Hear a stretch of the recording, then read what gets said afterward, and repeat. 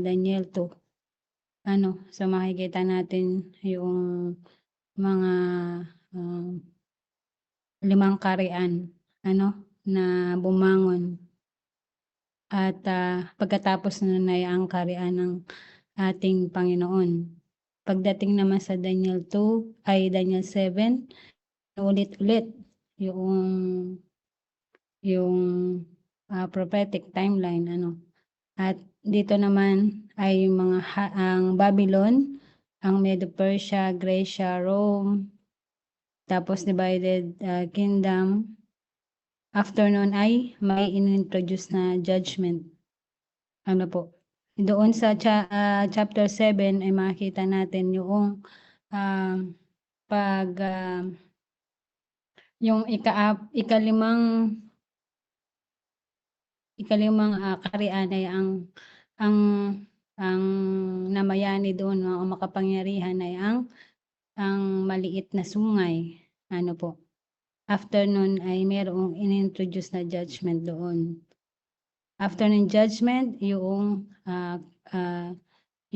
Christ kingdom, And pagdating na naman sa Daniel 8, ay dito ay makikita natin na wala na yung Babylon, So, at makikita natin ang ginamit na ng ating Panginoon ay mga tupa dahil yung mga tupa na ito ay ginagamit doon sa sanctuary na kung saan ay ito yung may kinalaman sa sanctuaryo, yung cleansing of the sanctuary, na ito ay may kaugnayan doon sa judgment na mangyayari, na kung saan bago dumating ang Panginoon, ay magkakaroon ng cleansing of sanctuary sa langit. At pagdating naman dito sa Daniel 11, 12, actually yung 10, 11, 12 ay isang lang po yun, isang prophecy lang yun. And makikita natin na yung tinutukoy na dito sa Daniel 11 ay mga kingdom na kumbaga umpisa siya sa yung 2, 7, and 8 symbolical. Pagdating dito sa Daniel 11 na literal na yung mga kingdom ng King of Persia, King of Grecia, ganyan, King of Rome, Papa Rome, and ang kinaibahan lang dito sa Daniel 11, makikita natin na restore yung bumalik yung papacy. Siya yung tinatawag dito na King of the North. Yan, dito sa matatalakay po natin yan sa verse 42, 45. And then after nun, so yung pinakahuling madadatnan ng ating Panginoon bago siya dumating ay ang King of the North. Ang walang iba kundi ang papacy At bago siya dumating ay magkakaroon ng judgment na lilinisin na yung talaan sa sanctuary sa langit. I-judge na niya yung mga tao bago siya dumating. At makikita natin dito sa Daniel 12 and 1 to 3 ay dito ay si Michael ay tatayo na So darating na ang ating Panginoon. And ayan. So ito yung structure of Daniel 8 to 12 So makita natin sa Daniel 8 ayun inintroduce yung 2,300 days pero hindi siya na-explain. Pagdating ng Daniel 9, ito naman yung kung saan yung date, kung kailan nagsimula ang 2,300 days. Pagdating naman sa Daniel 10, ay ito naman yung nagkaroon ng battle. So napag-aralan natin nung nakaraan na nagkaroon ng battle. Ano ba yung battle sa Tagalog? Nakalimutan ko. Paglalabanan. Ayan, labanan. Yung great controversy na nangyari na kung saan yung pinipigilan, yung pinipigilan nila ang pagtatayo noong templo dahil kapag hindi yun naitayo ng doon sa saktong yung ayon sa prophecy, ano. So, ay aanuhin na hindi totoo yung mga sinasabi ng Panginoon, ano. Kaya ang kaaway, ang si Satan ay alam niya, ano, pinipigilan niya. So, kaya nagkaroon ng battle dito na kaya si Gabriel at saka si Michael, ano, sila ay nakipaglaban doon ah, sa hari ng Persia. Sila yung ko-convict sa kanila na yoong maitayo yoong, ano na yon yung templo na yon para sa eksaktong, ah, time, ano. At pagdating naman sa Daniel, 11 to 12, ito na yung climax, ano, ng, makikita na natin dito yung everlasting kingdom na, itatayo at meron na rin nandun yung judgment na mangyayari, ano, na kung kailan ay, darating ang ating Panginoon. So, merong timeline din dun. So, yan. So, dito makita natin yung about dun sa judgment, ano, na dun sa pangitain na inintroduce doon sa mga pangitain ni Daniel, ay doon sa Daniel 8 makikita natin doon yung dalawang, vision, ano, na yung isa ay mare, ito yung 70 weeks prophecy para sa judgment para sa, nation ng Israel. At yung ikalawang vision, ito yung sa, um, Chazon, ano, na kung saan ito naman yung pinakamahabang prophecy, ano, na kung saan ay yung nagsimula doon sa, 457 hanggang 1844. Ano po mga kapatid. And ito naman yung beginning of the judgment para sa mga spiritual, Israel, kumbaga, tayo po yon. And pagdating dito sa ano, yung Mara, so ito yung ngayong pag-aaralan natin na mula sa 10 to 12, ito yung sa Hiddekel na nakita, no, River of Hiddekel na nakita na vision is Mara. Ito yung mga timeline naman na determines the end of Chason, yung katapusan ng Chason. Kasi yung katapusan na mula, yung beginning natin, di ba, 1844. Ay, teka, anin ko muna pala to. So, ito yung each of this vision has specific and distinct timeline. So, yung Mare, ito yung 70 weeks of prophecy, itong judgment to Israel.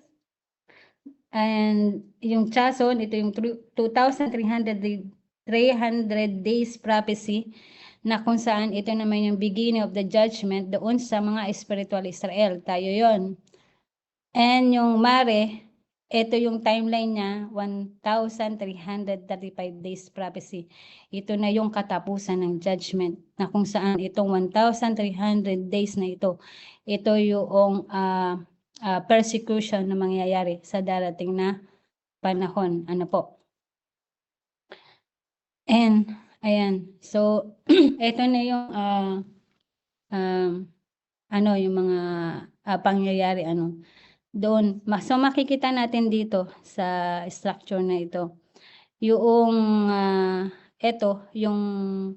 yung nagsimula, yung Mare, 457 BC. So natapos siya ng AD 34 na kung saan dito yung binato na si Stephen, dito tumayo na si Jesus. So ito na yung judgment, end of judgment para sa mga Israel, mga na kung saan ay ito yung 70 weeks prophecy na ibinigay sa kanila, yung palugit sa kanila na kung tatanggapin nila ang Panginoon. So dito ay ito na yung end of judgment kasi hindi nila tinanggap ang Panginoon. Pero ito ay karugtong so makikita nyo ito, yung Chason. So ang beginning yung Chason ay nag-start din siya ng 457 BC. So makikita nyo. So yung parehas siya ng beginning At yung yung Chason ay nag-end siya ng 1844. So makikita nyo, siya ay nagtulay. So makikita nyo dito sa vision ng Mara. So ito ay kagdugtong. Kadugtong siya, itong Mara na ito, na mangyayari. Kasi kung makikita nyo, yung AD 34, ito yung end of judgment para sa Israel. Ano? At ito naman yung 1844, ito naman yung start ng beginning ng judgment para sa mga spiritual Israel. At makikita natin ito, yung end niya ay papatak doon sa ito na yon, yung magkakaroon din siya ng persecution, mga kapatid, ng 1,260 days na kung saan yung lalabas na yung magbibigay din ng decree na kung saan yung Sunday law na tinatawag, Pero hindi ko pa masyadong alam po yun, pero ito lang po yung ko na yung mangyayari sa darating, At ito na yung judgment na mangyayari na kapag i-judge na, magkakaroon ng persecution, at na darating na si Jesus Christ dito sa na ito. At ang po dito sa timeline na to na Mara, ito po ay literal. Hindi siya yung 3.5 years, po. So hindi siya yung yung prophetic time na sinasabi na one day equivalent to 1 year, katulad dito sa Mare and Chason, Pero pagdating po dito sa Mara, ito po ay literal days na mangyari, 3.5 years. At kung makikita po natin itong dalawang vision na ito, itong vision na ito ng Mare at Chason, ito ay nakapaloob sa River Ulai. So itong River Ulai na ito ang judgment para sa mga spiritual sa literal na Israel. At pagdating dito sa Daniel 10 up to 12, ito sa vision ng river o Tigris o Hiddekel na natalakay natin na nakitang vision ni Daniel sa Daniel 10, ay ito yung judgment para sa spiritual Israel. So kung meron tayong spiritual Israel, meron din pong spiritual Babylon, na yung literal Babylon, ito yung Babylon na sumakop sa Israel, nation ng Israel. At yung spiritual Israel, ito yung papasi. Ito yung maliit na sungay na tinatawag na siya ay muling babangon uli. So na pag-anuhan natin dati na siya ay nasugatan, pero siya po ay unti-unti na darating, babalik yung kanyang kapangyarihan, po mga kapatid. At darating yung panahon na siya ay muling mamamayagpag, siya ay magpa-persecute sa mga mananampalataya ng ating Panginoon. And so ito yung time frame ng Daniel 11, So makikita natin dito yung verse 1 to 45. So makikita natin diyan. So dito yung ang mga pangyayari, doon yung vision na mangyayari, yung sa Mare, po. And yung Chason. So makikita natin hanggang sa 1844. And dito sa at the end of time, yung verses 40-45, pag ito na yung persecution time, na kung dito after nito ay ito na yung Mara, na kung saan ay ito na yung final judgment, na mangyayari, po, natatayo na ang ating Panginoon. Okay, so yan na po yung review natin, po. Ang kabanata 11 ay nagbibigay ng isang balangkas, ng isang buod, isang malawak na propesiya. Dito ibinigay ni Gabriel kay Daniel ang isang detalyadong kasaysayan mula sa panahon ni Dario na Medo hanggang sa panahon ng pagpapako sa krus ni Kristo sa Daniel 11:22. At sumasaklaw sa mga pangyayari sa panahon ng katapusan. Ito ay isang pag-uulit at pagpapalawak ng mga propesiya na napagmasdan na natin mula sa Daniel Kabanata 2, 7 and 8. So dadako na po tayo dito sa Daniel 11, 1 and 2. Ito na yung Medo-Persian Empire, ano po. At ito yung kanyang yung katulad doon sa Daniel 2, yung arms and chest.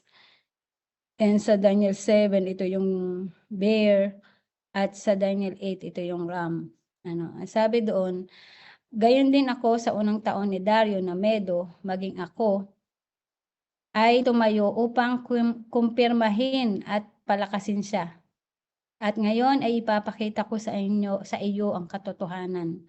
Masdan, may 3 hari pa ring tatayo sa Persia, at ang ika-4 ay magiging mas mayaman kaysa sa kanilang lahat.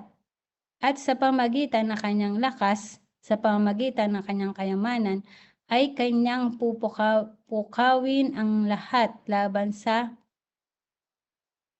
karian ng Gresya. So makikita natin dito na yung nagsasalita dito ay si Gabriel. Ito ay continuation lamang ng pagpapaliwanag niya doon sa vision na nakita sa Hedekel, mga kapatid. At so makikita natin dito tumayo upang kumpirmahin at palakasin siya yung si Dario. Ito yung sinasabi ko sa inyo na sila ay nakipaglaban doon sa hari ng Persia na para maituloy yung pagpapatayo ng templo. Dahil nga, pag hindi napatayo yun, ibig sabihin, hindi matutupad yung prophecy ng the 70 week, masisira siya. At makikita natin dito na ay may 3 hari pa ring tatayo sa Persia. So binanggit si Dario na Medo bilang unang pinuno sa Medo-Persia. Gayunpaman, ay ipinalam ni Gabriel kay Daniel na magkakaroon pa ng 3 hari sa Persia na susundan ng ika-4 na mas mayaman at bukawin ang lahat laban sa karian ng Gresya. So si Haring Ciro ay naghari sa panahon ng pangitain. Sinasabi sa atin ng kasaysayan na ang sumunod na 2 hari ng Persia ay sina Cambyses noong 530 to 522 BC. Si Darius I na 522 to 486 BC, inilabas ni Ciro at Dario I ng unang 2 utos na muling itayo ang templo. Ang ikatlong hari ay ang si Xerxes. Ito na po si Ahasuerus, na kung maano niyo po, ito yung asawa ni Queen Esther. Kung mababasa niyo ang Book of Esther, siya po yung na ikatlong hari na mayaman, At ang ika-4 na hari ay si Artajerjes na nagbigay ng huling utos na ibalik ang Jerusalem. So makikita po natin na may 3 decree, 'di ba, na pag-aralan natin bago maitayo yung yung templo. At ang huli na hari, yung ika-4, si Artajerjes, siya yung huling utos na ibalik ang Jerusalem. So ito yung time ng 457 BC.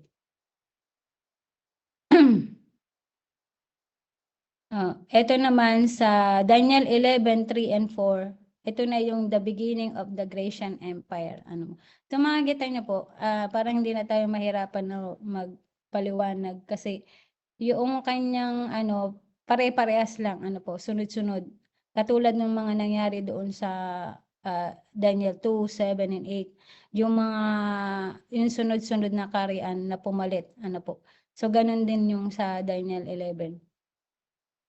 So sabi dito, ito yung sa Daniel 11, 3 and 4, yung belly and thighs of brass, ito yung sa Daniel 2, yung niya, kaparallel niya, at yung leopard sa Daniel 7 at he-goat naman sa Daniel 8. Sabi dito, at ang isang makapangyarihang hari ay tatayo na mamamahala ng may malaking kapangyarihan at gagawa ayon sa kanyang kalooban. At kapag siya ay tumayo, ang kanyang harian ay magigiba. At mahati sa 4 na hangin ng langit at hindi sa kanyang anak. o ayon sa kanyang pamamahala na kanyang pinamahalaan, sapagkat ang kanyang kaharian ay mabubunot para sa mga iba bukod sa mga ito. So, napag-aralan natin na ito, si Alexander the Great, na siya yung makapangyarihan na lumitaw, nung mga panahong yon, na after niya ay siya ay namatay, ay wala doon sa mga anak niya ang nakapamana, po. Sabi dito, sumunod ang makapangyarihang hari na lumitaw ay si Alexander the Great ng Greece. So, pinangunahan niya ang Greece sa world supremacy, the quickest of any kingdom, parallel by the leopard with 4 wings from Daniel 7. So, kapareha siya ng leopard. Ibig sabihin yung quickest. So, napakadali niya talaga na-conquer yung mga ibang mga bayan, kingdom, So, ganun kabilis yung kanyang pag-conquer, po. At sa edad na 32, nagkasakit si Alexander the Great ng lagnat matapos uminom ng alak. Ayan, at namatay noong Hunyo 323 BC. Matapos ang kamatayan ni Alexander, nagkaroon ng kaguluhang sibil sa susunod na 20 taon. Ayan. So after ng kamatayan niya ay nagkagulo sila, kasi kung sino yung maghahari, yung susunod na hari sa niya, kapalit niya. So dahil nagkaroon ng isang pakikibaka sa kapangyarihan upang makuha ng kontrol sa kanyang kaharian. Ayan. Sa wakas noong 301 BC, pagkatapos ng labanan sa Ipsus, ang teritoryo ay nahati sa 4 na bahagi. At kung saan ang kanyang 4 na general, ayan, sina Cassander, Lysimachus, Ptolemy, si Seleucus ay namuno sa kanyang lugar. Kaya ang kaharian ni Alexander ay ibinigay sa iba, hindi mula sa kanyang mga anak. Po. So, sa iba nabasa ko, kumbaga kaya hindi pala naibigay doon sa mga anak, ay pinatay, pinatay yung kanyang, yung mga ni Alexander. Kaya hindi sila ang nakapag-mana nung kaharian niya. Yan, kaya wala pala doon sa kasi may anak pala siya, akala ko wala siyang anak. Meron pala siyang anak, pero hindi nakapagmana kasi pinatay sila.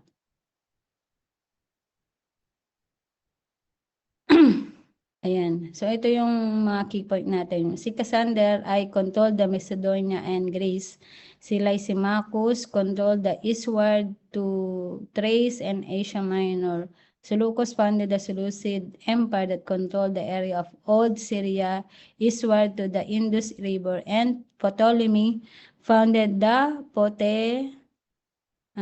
Ptolemaic Empire of Egypt. Ayan. Yan, the division of the Grecian Empire by Alexander for generals. Sa Daniel 11:5, at ang hari sa timugan ay magiging malakas, at isa sa kanyang mga prinsipe at siya ay magiging matatag sa itaas, at magkakaroon ng kapangyarihan ng kanyang pamamahala ay magiging isang malaking pamamahala. So dito, ang mga terminong hari ng Hilaga at hari ng Timog ay madalas na lumilitaw sa Daniel 11. Tinutukoy nila ang 2 bansa o kaharian na pisikal na matatagpuan sa Hilaga o Timog ng Palestine, ang tirahan ng mga tao ng Diyos. Dito ay inilarawan ng anghel ang bayan ng Diyos na naipit sa pagitan ng malalaking pakikibaka ng magkakasalungat na kapangyarihan na manipulahin ni Satanas para sa kanyang sariling layunin. Sa talatang 5, sa verse 5, ay makikita natin si Ptolemy I Soter, 323 to 280 BC, ay malakas sa simula pa lamang. Ang prinsipe na magiging mas malakas ay si Seleucus I Dictator, na pinalaya sa hilaga ni Antigonus I Monotalmus, na nagtatag ng Macedonian dynasty ng Antigonids noong 306 to 168 BC. Naging hari noong 306. Si Antigonus ay isa sa mga dating general ni Alexander na kinokontrol ang Syria. Sinisikap niyang pagsamahin muli ang kaharian ni Alexander. Ngunit sina Ptolemy, si Cassander, si Lysimachus, si Seleucus ay nag-alyansa laban sa kanya. Si Seleucus, dictator, ay tumakas sa Egypt kung saan siya ay tinulungan ni Ptolemy I Soter, nakasuot ng isa pang hukbo mula kay Ptolemy. Kalaban ay nabawi ni Seleucus ang imperyo ng Seleucid. Ginawa siyang nitong hari ng Hilaga at master ng karamihan sa original na imperyo ni Alexander. So makikita natin dito na talagang pinag-aawayan nila yung kaharian ni Alexander. Sila ay nagtulong-tulong yung mga sila Lysimachus at si Cassander, Seleucus, dictator, sila ay si Ptolemy, yan, sila ay nag-alyansa, para makuha nila makontrol nila yung kaharian, na iniwan ni Alexander. At kung mababasa pa natin sa mga susunod, pero sila din ay sila mismo ay naglalabanan ang mangyayari sa kanila. So, Daniel 11:6, sa katapusan ng mga taon, sila ay magkakasama-sama sapagkat ang anak ng babae ng hari sa timog ay paroroon sa hari sa ilagaan upang makipagkasundo. Ngunit hindi niya mapapanatili ang kapangyarihan ng bisig, ni hindi siya tatayo, ni ang kanyang bisig, kundi siya'y susuko at ang mga nagdala sa kanya at ang mga nanganak sa kanya ay ang nagpapalakas sa kanya sa mga panahong iyon.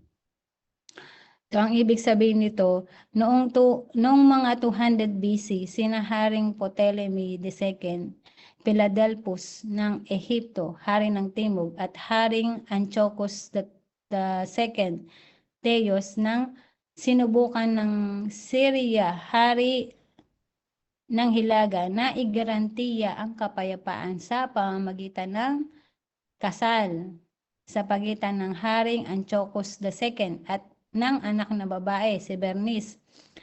Anak ng babae ni Ptolemy, ang pangalan ay Bernice.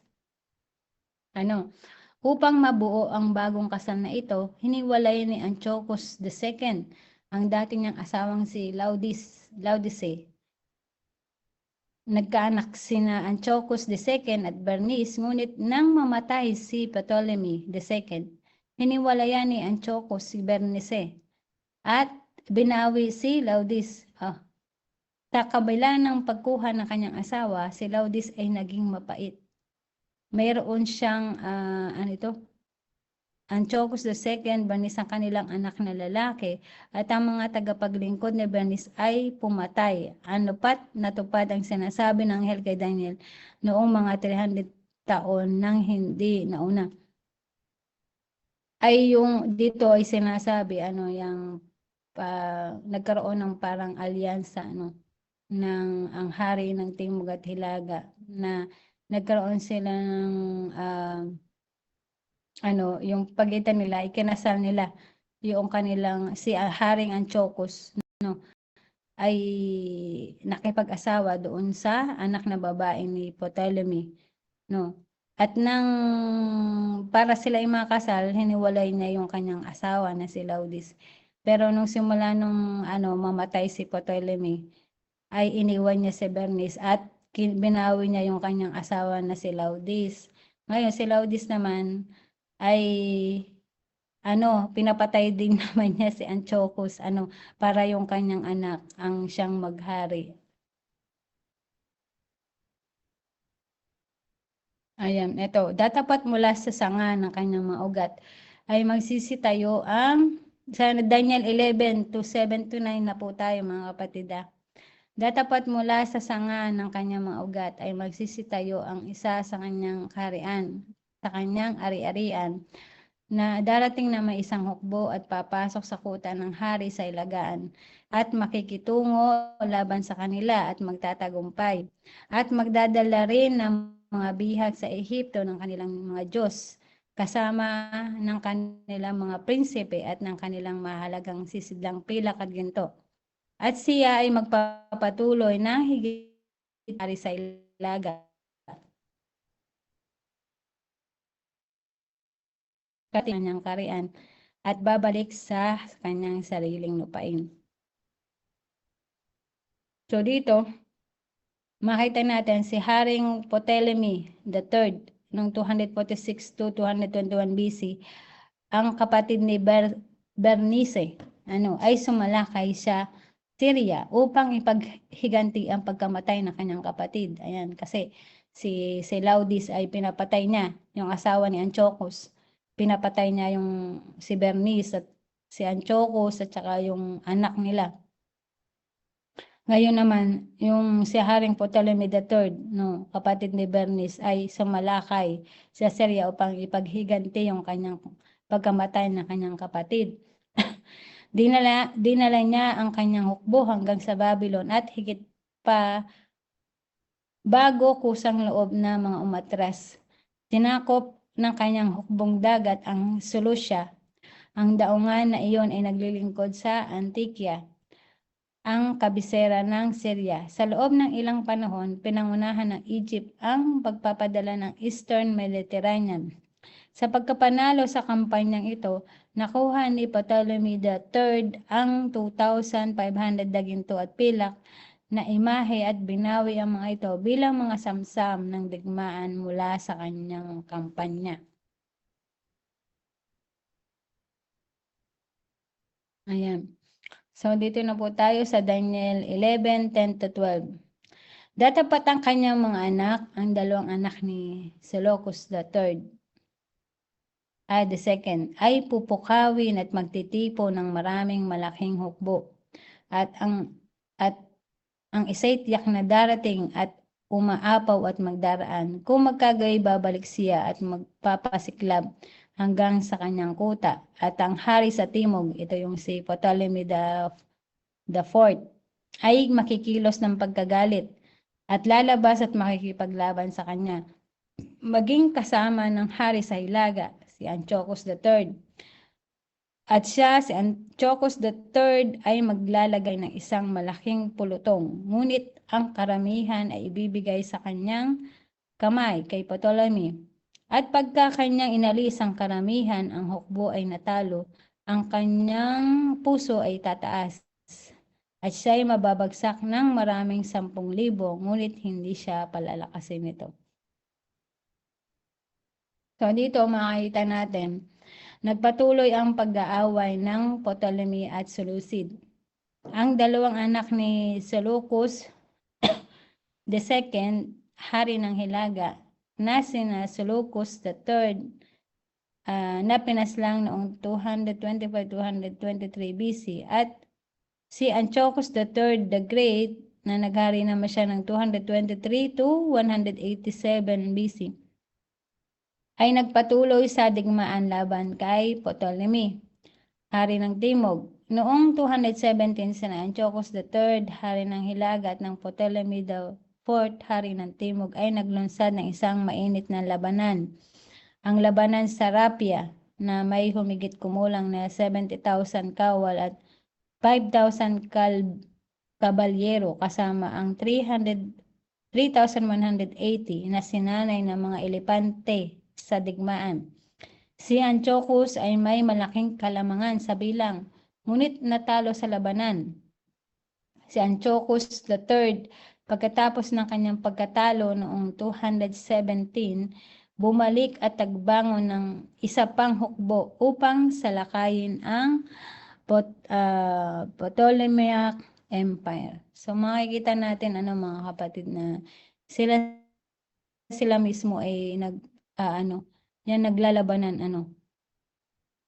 yung mga na yun, yung apat na general na yun, tapos yung mga generation na nila. Sabi dito, eto na tayo sa Daniel 11:13 to 14a, kalahati ng 14a. Sabi dito, sapagkat ang hari sa Ilaga, si Antiochus III, ay muling magtataas ng maraming tao na higit kaysa sa nauna. At pagkaraan ng ilang taon ay darating siya na may dalang malaking hukbo at masaganang mga supply. At sa panahong yun, marami ang magsisibangon laban sa hari ng Timog. So dito, nang maghanda siya para sa bagong pagsasalakay na ito, si Ptolemy IV, isang batang 6 na taong gulang ay umupo sa trono bilang hari ng Timog. Malaking kaguluhang sibil sa Ehipto at bukas na paghimaksik ang sumiklab laban sa mga pinunong Griego ng Ptolemaic Dynasty. Ayan. Ito na tayo sa Daniel 11, 14b to 15. Ito naman yung the beginning of the Roman Empire. So ito yung parallel doon sa legs of iron ng Daniel 2, yung nondescript beast sa Daniel 7 at yung little horn sa Daniel 8. So ito na yung the beginning of the Roman Empire. Doon sa verse na ito, 14b and 15. Sabi dito, gayon din ang mga tulisan ng iyong mga tao ay magtataas ng kanilang sarili upang itatag ang pangitain. Ngunit sila ay babagsak. Kaya't ang hari ng hilagaan, si Antiochus III, ay darating at magtatapo ng bundok at sasakupin ang pinakabakod na bayan at ang mga bisig ng timog ay hindi makakalaban ni ang kanyang mga piniling bayan ni magkakaroon ng lakas manupang makayanan. Ayan. So dito, yung mga sinasabi mga tulisan sa iyong bayan, iyon ay yung mga literal na nangahulugang mga maninira ng iyong bayan. Ano po? Ang magtatag ng pangitain ay tumutukoy sa Roma. Yung matatatag, yung Roma. Alalahanin ng pangitain sa Daniel 2. Ang Roma, ang Iron Monarchy ay magwawasak at sasakop sa lahat ng bagay. Ngayon mababasa natin yung sa Daniel 2 verse 40. Ang Roma, ang ika-4 na hayop na may mga ngipin na bakal ay babangon pagkatapos ng Imperyong Grecian. Sa Daniel 7:7. Noong panahon ni Antiochus III, pumasok ang Roma sa makasaysayang larawan ng silangan ng Mediterranean area. Nagbabala ang mga Romano Antiochus III na huwag lumabas ng Ehipto, ngunit nakipag-alyansa siya kay Felipe ng Macedon at sumalakay laban kay Ptolemy the Fifth of Egypt at binaliwala ang banta ng Roma. Tinalo ni Antiochus III ang hari ng General ng Timog sa isang huling labanan sa pamamagitan ng pagkuha ng pinatibay na lungsod ng Tiro. Hindi na muling nakontrol ng Ehipto ang Palestina. Sa pagitan ng 223-221 BC, ang Imperyong Greco-Macedonian ay lumawak sa geografiya na umabot sa orihinal na sukat ng Imperyong Grecian sa ilalim ni Alexander the Great. So, ito na yung start ng Roma, Ayan. Sa Daniel 11:16, datapat kung lumalapit laban sa kanya ay gagawa ng ayon sa sariling kalooban at walang tatayo sa kanyang harapan at siya'y tatayo sa malulahating lupain na sa pamagitan ng kanyang kamay ay matutupok. So, basahin ko nga dito sa Kasi ito i-translate ko lang kaya ang kanyang Tagalog ay hindi Sabi dito, ngunit ang dumarating laban sa kanya ay gagawa ng ayon sa sariling kalooban at walang tatayo sa harap niya at siya'y tatayo sa malulhating lupain at sa kanyang kamay ang paglipol.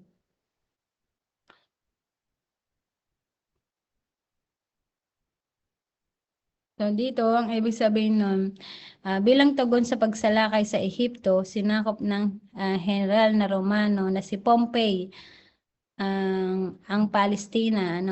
Sa mga matagumpay ni Pompey, ang rehiyon ng silangang Mediterranean ay nahulog sa ilalim ng pamamahala ng Roma. So yun na yung na nasakop na ng Roma. At sabi dito, sa Daniel 11:17-19 na po tayo. Siya rin ay maglalagay ng kanyang mukha upang pumasok sa lakas ng kanyang buong kaharian. At ang mga matuwid na kasama niya, ganito ang kanyang gagawin at ibibigay niya sa kanya ang anak na babae, ng mga babae na nasisira siya. Ngunit hindi siya tatayo sa kanyang tagiliran ni magiging para sa kanya. Pagkatapos nito ay babaling niya ang kanyang mukha sa mga pulo at kukuha ng marami. Ngunit ang isang prinsipe dahil sa kanyang sariling kapakanan ay titigil ang kadustahang inihandog niya. Walang sariling pagsalansang ay ipababaling nito sa kanya. Kung magkagayoy kanyang ibabaling ang kanyang mukha sa kuta ng kanyang sariling pain, ngunit siya'y matitisod at mabubuwal at hindi masusumpungan.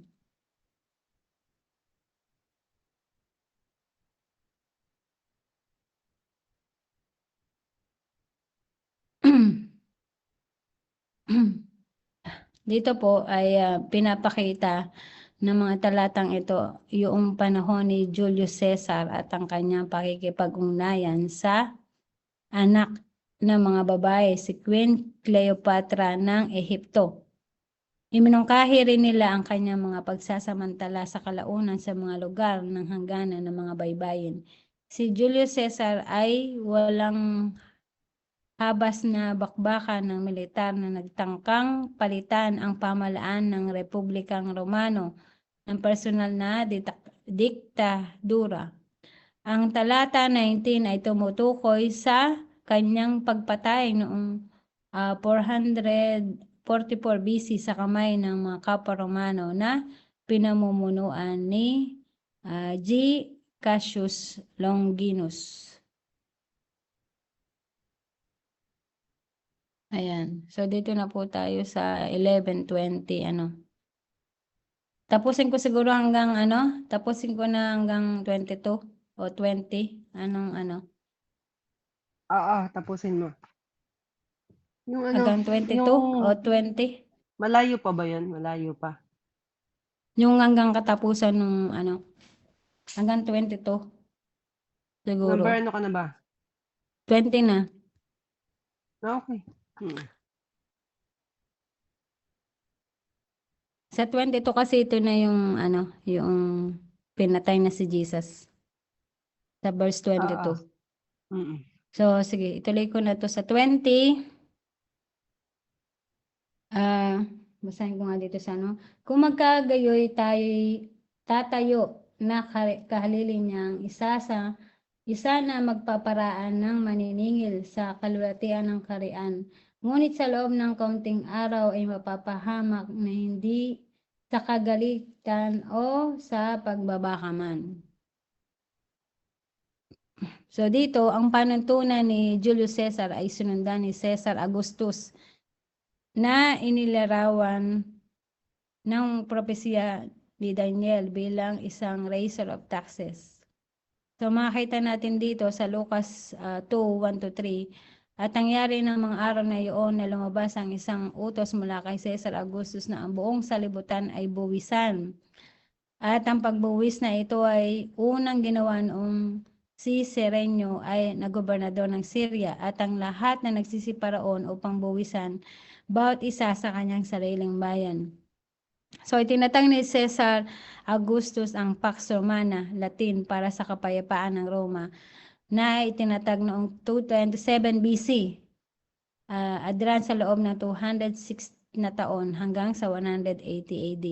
Ito ang panahon na ang Roma ay nasa pahinga at lumaki na humigit kumulang 70 milyong tao. So namatay si Caesar Augustus dahil sa katandaan, hindi sa labanan. So sa Daniel 11:21, at kahalili niya natatayo ang isang hamak na tao na hindi nila pinagbigyan ng karangalan ng kaharian, ngunit siya'y darating sa panahong katiwasayan at magtatamo ng kaharian sa pamamagitan ng mga daya. So pagkatapos ni Augustus ay dumating si Cesar Tiberio Cesar. Ang pedophile na ito, isang hamak na tao, ay isang inampon na anak ni Augustus Cesar na manipulahin ang kanyang paraan patungo sa trono. Ayan. Nasa kapangyarihan siya ng mabinyagan si Jesus at nang ipako si Jesus sa krus. Ito pala yung yung time ni Jesus ang namamahala noon si Augustus Caesar. Kinamuhian siya ng Roma at sa huli ay pinaslang siya at ang kanyang katawan ay itinapon sa ilog Tiber. So doon sa Lucas 3:1 ay mababasa natin na ngayon ng 15 taon ng paghahari ni Tiberio Caesar, si Poncio Pilato ay gobernador ng Judea at si Herodes na tetrarka sa Galilea at ang kanyang kapatid na si Felipe, tetrarka sa Eturarea at rehiyon ng Trachonitis at si Lysanias na tetrarka ni Abel. Sa mga talatang ito ay humantong sa salaysay ng binyag ni Juan Bautista kay Jesus. Pagkalipas ng 3.5 taon sa panahon ng 18 taon ng paghahari ni Tiberio Cesar, si Jesus ay pinako sa krus ng Roma. So ito yung so makikita natin na magkakatugma yung kasaysayan So makikita natin yung sunod-sunod na mga pangyayari. And Asan yung 22? Ayan. So sa 22, at sa pamamagitan ng pulutong na huhugos ay mapapalis sila sa harap niya at mabubuwal, pati ng prinsipe ng tipan. Ito na yun si Jesus, sa pamamagitan ng pulutong na huhugos ay mapapalis sila sa harap niya at mabubuwal. Ito yung si Tiberio Cesar ay sikat sa maraming pananakop ng militar. So, yung ibig sabihin ng gayon din ang prinsipe ng tipan, si Jesus ay pinako sa krus sa ilalim ng paghahari ni Tiberio Cesar, ni Poncio Pilato. So, makikita natin yung diagram ko kanina na ayan. So, papatak. So, makikita natin yung sunod-sunod na mga pangyayari, yung history, mga kapatid, na hanggang sa mapako si Jesus. Nandoon yung vision ng mare. At nandito tayo sa verse 22. So, ayan na yung ating so makikita nyo yung mga yung mga sunod-sunod na mga history at makikita natin na yung mga pangyayari ay yung baga ay totoo, nakatala na siya doon sa sa Bible, sa Biblia, nasa hula na siya yung mga pangyayari na yun. Sa Daniel pa lang yan sa Daniel 11. Kumbaga ay hindi pa nangyayari yung kapanahonan nila ay naiuhula na po mga kapatid.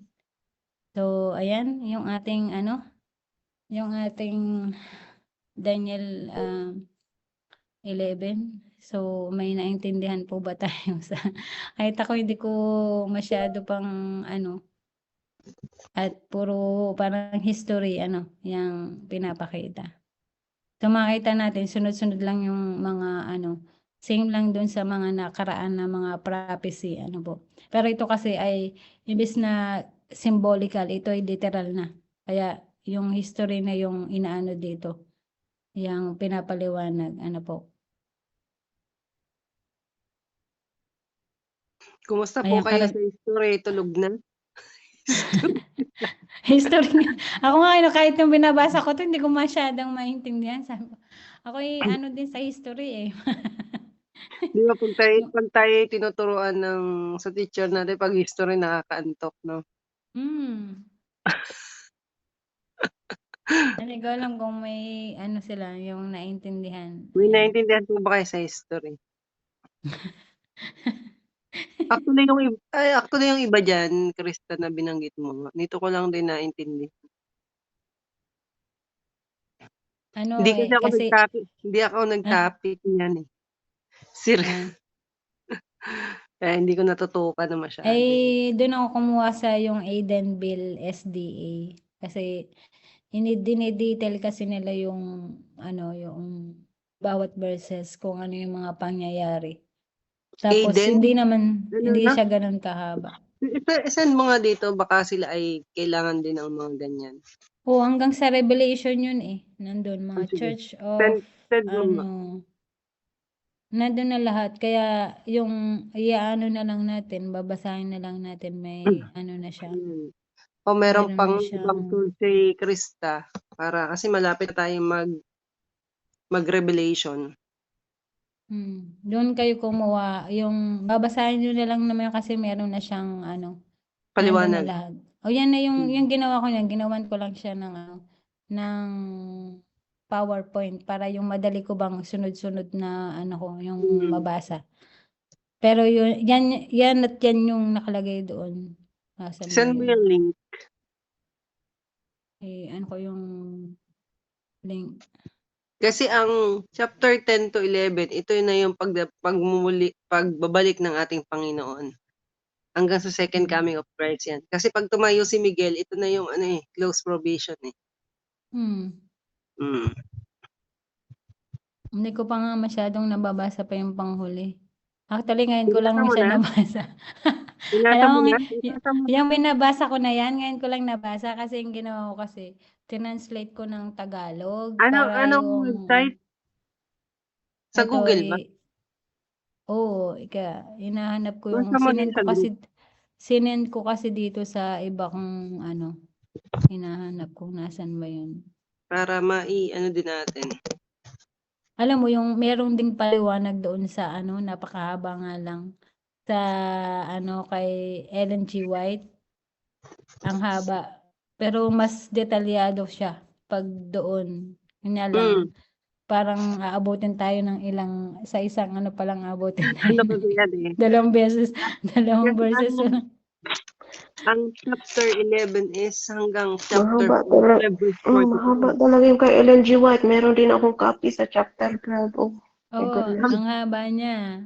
Sabi ko, Ang gusto ko haba-haba. siyang i-ano kanya Nagpa-absent lang, kasi ako dun sa auntie ko na, call for chore. paano ko ba ito Oo. i-ano? Mahaba talaga, te. Paano ko Ang ito haba. Tapos hindi isi-send? ko masyadong kasi inano lang din niya in screenshot.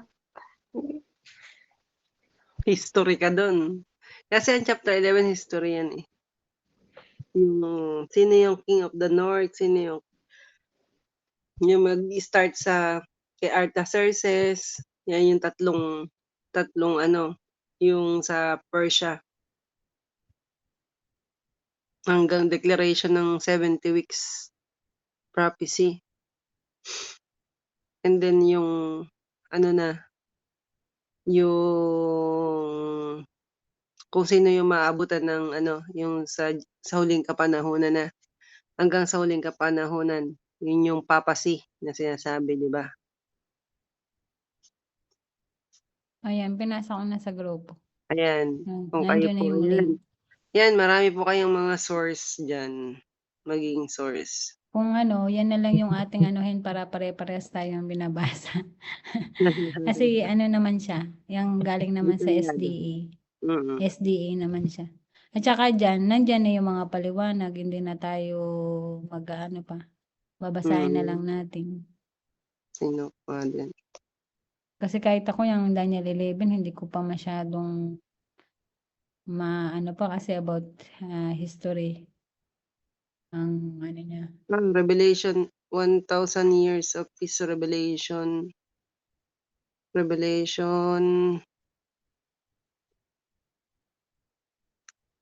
Ito pala meron tayo ditong Revelation 14, yung message, final message. Kasi ang 3 angel message bago dumating ang Panginoon ay kailangan maipahayag yan.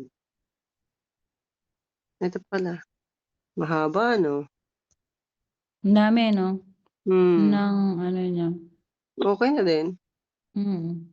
Hanggang ano siya, oh. Nandiyan na nga lahat yung ano, diyan ako kumuha ng ano ko, sa ano ng Hmm, mm. Ito kasi nandiyan na. ang topic ko ay ito, The Mark of the Beast, chapter 13, Revelation 13, Mark of Marka the ng Beast hayop, yan. ayan. Mm.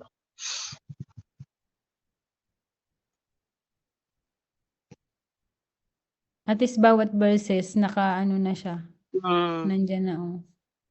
Tapos nandiyan na rin yung mga ano niya, mhm. Ayan po mga babasahin na kapatid, lang natin. may mga source pa tayo uli, kaya search lang. So gano'n po talaga ang pag-aaral ano, gano'n talaga ang nag-aaral ng prophecy. So kailangan nating Paano mag-search niyo ng yang pa-print niyo para pagka ano, babasahin na lamang ninyo sa ano natin, sa group. mm. 'Yan puwede niyo, ta's i-explain niyo na lang kung ano yung naintindihan niyo. Kasi nandiyan naman detalyado. Kung May may verse laptop na naman kayo kahit hindi niyo napa-print, eh, basahin niyo na lamang, share screen. yan nga natin yung ibang mga details. Click here. Wala yata May si ate ano, si ate video siya. Video siya, oh, may video siya. ayan meron din kung papanoorin mo. Kanya English yan, eh, English din. Ako'y tina-translate ko ng Ah, ng ano, may PDF naman siya, PDF siya. Actually yung pinapakinggan ko 'pag sa video ay si John Lumingkit. Oo, Tapos ako din kasi Tagalog. Tagalog.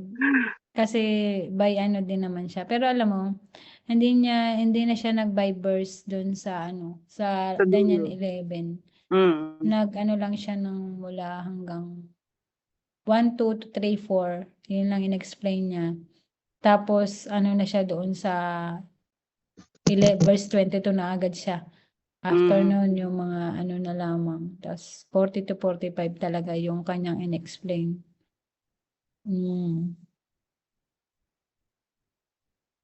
Mhm. Eto na, oh, click here.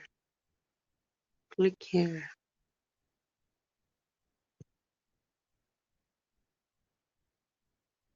So na yan po, meron pala tayo, ipapa-print niyo na lang siya tapos i-discuss niyo na lang. Ito, sino magdi-discuss ng chapter 12? Maganda 'to, oh. Hindi ba ikaw yan? Chapter 12? Hindi ako. Si ate Mag-discuss? ano, Oo, si Ate Emily. Parang ikaw eh. ako ba? Hindi, hindi. Oo.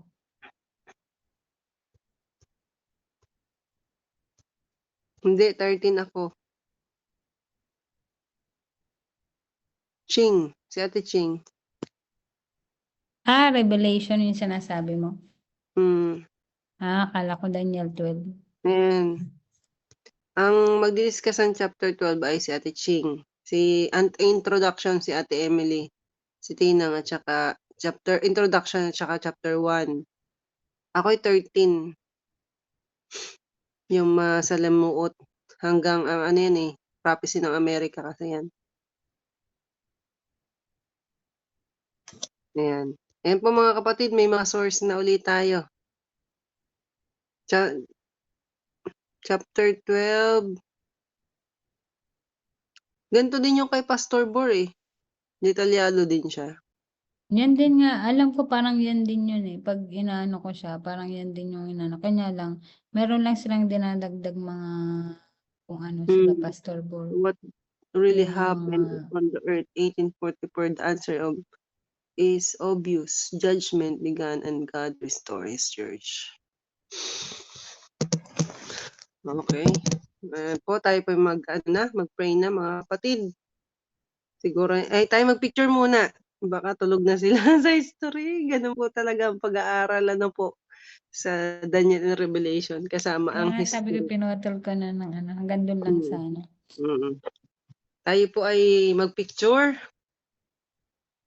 Mga kapatid, gising pa kayo sa history? Hanggang ilang session ka? Hanggang ilang session ka?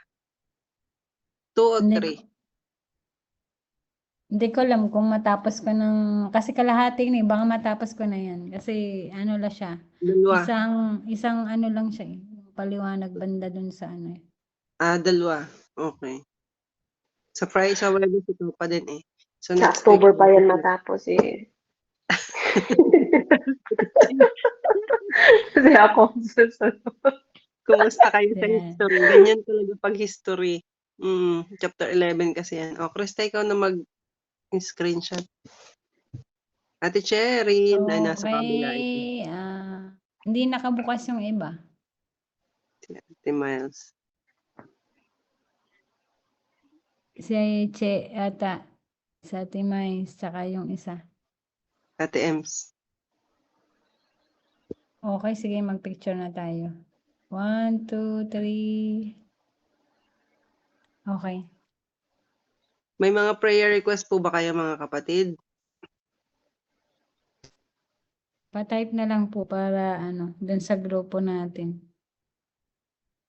Patay po ng ating mga prayer requests. Revelation.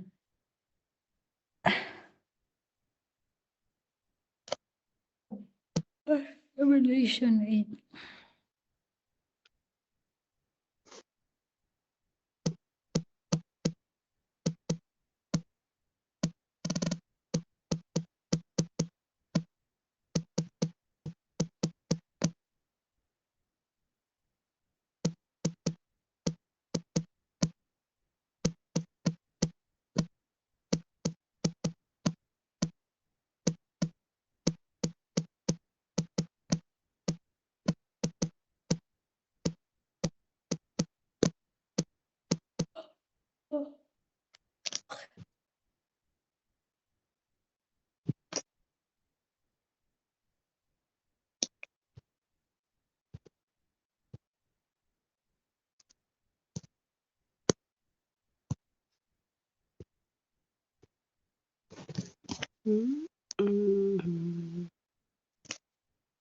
Wala na? Yung Wala na po sa'yo ba? lang? Nagtatype pa pala. Tatay pa sila. Ayan, kay Demis brother. family ng mga tinangiliness na sa Bible study. Okay. Okay, tayo po ay manalangin.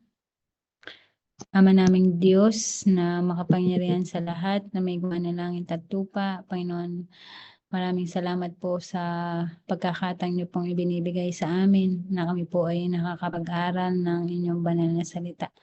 Salamat po sa inyong pagsama sa amin sa mga oras na ito, Panginoon, na inyo pong ipinaunawa sa amin ang aming pinag-aaralan sa Daniel 11.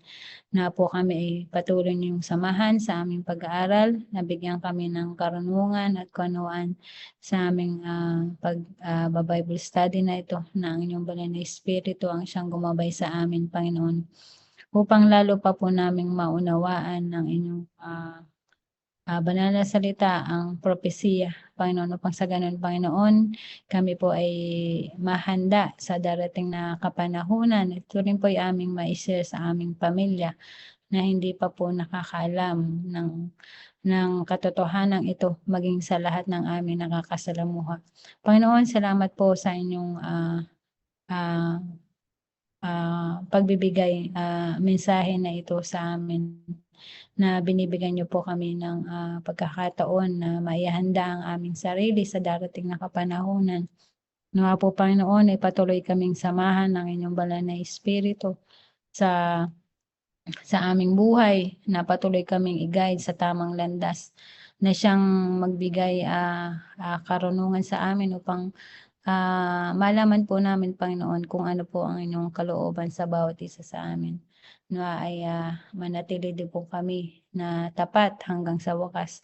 Maging kami rin po ay maging daluyan ng inyong liwanag sa lahat ng aming makakasalamuha, lalong-lalo na po sa aming pamilya.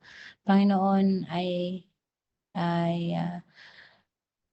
bagaman po kami ay makasalanan, marumi, ay nawa ay gamitin niyo po kami, Panginoon, na maging daluyan ng inyong pagpapala sa iba. Patuloy po nawa kaming gabayan sa mga desisyon na aming ginagawa, sa aming mga plano sa buhay. Nawa po, Panginoon, ay hindi po mawaglit sa aming kaisipan ang aming misyon bilang isang kabahagi ng inyong paglilingkod, Panginoon, na kami po ay maging part ng inyong gawain, na aming maibahagi yung mabuting balita sa aming kapwa. Panginoon, ay tulungan niyo po kami na kami ay magamit palagi sa gawain, na patuloy kami na magnais na mag-aral ng inyong banal na salita. Magkaroon kami ng willingness, Panginoon, sa pag-aaral na ito, upang marami pa po kaming matutunan at marami pa po kaming ma-share sa aming mga kapamilya, sa lahat po ng aming nakakasalamuha. Panginoon, ay akin pong tinataas ang bawat isa sa amin. Batin niyo po ang aming mga personal na kahilingan. Ano man po ito man po ay problema sa pamilya, problema sa kalusugan, problema sa work. Na po, Panginoon, ay patuloy kaming gagabayan, ingatan, pagpalain, samahan sa pagsubok na aming pinagdadaanan upang aming pong mapagtagumpayan ito. Nawa ay mapanghawakan po namin ang inyong pangako na hindi niyo po kami pababayaan, na kayo po ay palaging naindyan upang kami protektahan at iligtas at bigyan ng kalakasan sa tuwing kami po ay nangihina. At gayon din po, amin pong inilalapit sa inyo aming pamilya, na bagaman na hindi po namin sila kasama, Panginoon, ipatuloy niyo po silang pagpapalain, iingatan, ilayo sila sa anumang kapamakan. Samahan niyo rin, puspusin niyo rin po sila ng inyong banal na espiritu, upang sila po ay patuloy na mag-guide sa tamang landas patungo sa inyong paanan. At gayon din po, aming patuloy na itinataas sa inyo aming mga employer, na patuloy niyo po silang pagpapalain ng kalakasan, ng kagalingan, at patuloy rin po kami na magkaroon ng magandang relasyon sa kanila. At gayon din po, aming patuloy na nilalapit aming Bible study na ito, na patuloy po kami na magnais na mag-aral ng inyong banal na salita. Samahan kami ng inyong banal na espiritu sa bawat aming pag-aaral, na siyang magbigay liwanag sa aming pag-aaral na ito, Panginoon. At gayon din po, i-bless mo po aming mga leaders, aming mga teachers, ang aming mga members, at lahat po ng mga estudyante na nag-aaral sa Bible study.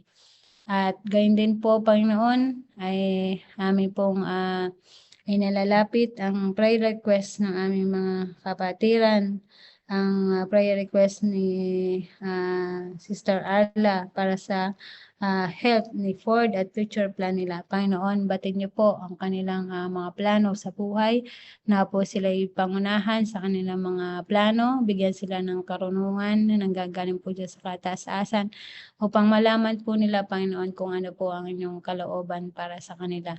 At patuloy niyo pong ingatan ang kanyang pamilya, ang kanyang mga anak, patuloy niyo pong basbasan ng inyong wisdom, bigyan sila ng wisdom sa kanilang pag-aaral. At ganyan din po si Ford ay patuloy niyong samahan sa kanyang ministry, Panginoon. At ganyan din po, amin pong inilalapit din ang prayer request ni Brother Jeremiah para sa kanyang pamilya, Dems family, na magkaroon ng willingness na sila po ay mag-continue ang willingness nila sa pagba-Bible study. Panginoon, ang inyong banal na espiritu po ang siyang gumawa sa kanilang puso upang sila po ay magkaroon ng willingness na palaging mag-aral ng inyong banal na salita. Upang sa ganun, Panginoon, ay sila din po, Panginoon, ay maging malaman nila kung ano po ang inyong kalooban sa bawat isa sa kanila, at sila din po ay magamit sa inyong gawain na makapagpahayag ng inyong banal na salita. Panginoon, maraming salamat po sa patuloy na pakikinig at pagtugon sa aming mga panalangin. At muli ay aming pong hinihiling na kami po ay inyong ingatan sa aming pagtulog at gising kami kinaumagahan na may panibagong lakas na nanggagaling sa inyo upang patuloy po kami na makapaglingkod at patuloy kami na maging daluyan ng pagpapala sa iba. Panginoon, patawarin niyo rin po kami sa lahat ng aming kakulangan, sa lahat ng aming mga pagsaway sa inyo, sa lahat ng aming kasalanan na nagagawa, maging ito man po ay sa isip, sa salita at sa gawa. Ito po ang sama ko dalangin, Panginoon, sa matamis na pangalan ng aming Panginoong Jesucristo, na aming tagapagligtas. Amen. Amen. Maraming salamat po. See you on Thursday. Dahil Thank ito po you. mga kapatid. Bye, Latin.